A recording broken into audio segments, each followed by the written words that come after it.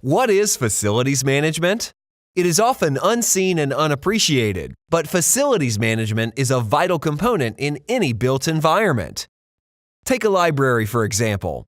The library is a place that consists of many areas and systems. There is the children's section, the reference collection, the multimedia station, staff room, washrooms, lifts and escalators, and maybe even a cafe. So how does facilities management, or FM for short, come in? Well, for starters, the FM team has to ensure the library is safe, secure, comfortable, and in working order for the library staff, the contractors, and the general public.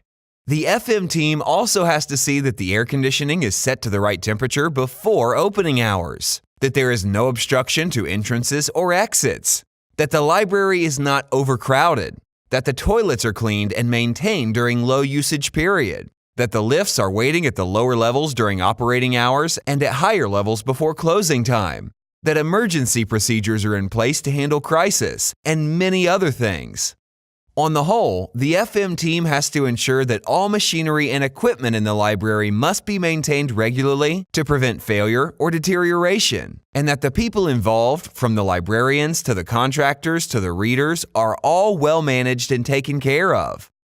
This is, in essence, the basis of facilities management. It is defined as a profession that encompasses multiple disciplines to ensure functionality of the built environment by integrating people, place, process, and technology. Who are the stakeholders in facilities management? There are 4 groups of people involved in the realm of FM.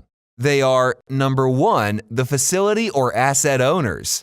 This group requires FM to protect their asset value, minimize the operational costs, and ensure that the facility is working in order and in compliance with law.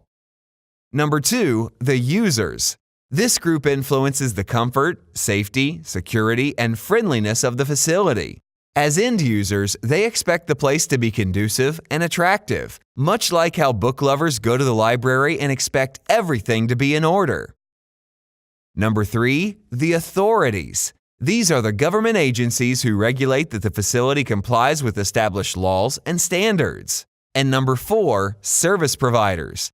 Lastly, service providers seek timely information of asset, optimal operational technologies, and adequate and competent workforce. Based on the earlier example, the library is the service provider, the owner in this case is the building developer, and the users are the book borrowers and guests. How do asset owners discharge their FM responsibilities? In the old days, asset owners would hire a manager and a team of workers to take care of the property or facility. But as these assets got more complex, with increasing laws for compliance, FM evolved into a more specialized role. At the same time, asset owners prefer to focus on their core business, rather than hiring extra staff to keep up with the industry's best practices. Thus, outsourcing of FM became the new normal and gave rise to professionally run FM companies. 2 common ways to outsource FM. There are many contractual models to outsource FM, but the 2 most common models are the managing agent and the integrated FM, or IFM. In the case of the managing agent model, the asset owner outsources various services to trade and specialist contractors, while the rest of the services are then outsourced to a FM service provider.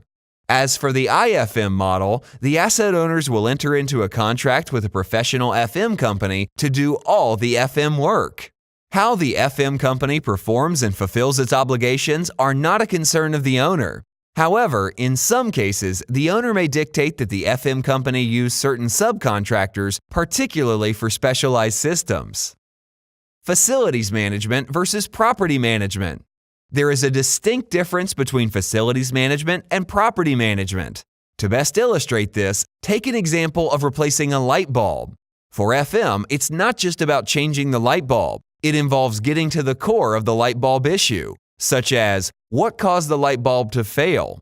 Will other lamps fail soon? Do we have a record of the lamps that failed? Where is the location?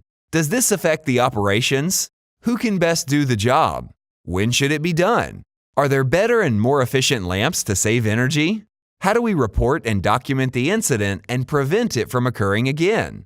These pertinent questions distinguish a professional FM company. broad, diverse, and invisible. All in all, FM is a very broad and diverse service. It is not just about maintenance, but being able to see the bigger picture of the life cycle of a facility. FM is about collecting and using the right information and harnessing technology to boost efficiency and productivity. So much so that owners, service providers, authorities, and users have peace of mind that all's well and fine. The FM Specialist. As a member of Surbana Jurong, SMM is one of Singapore's leading facilities management companies. Our sterling track record in managing operationally ready facilities testifies to our capability and experience. We are a proven FM specialist.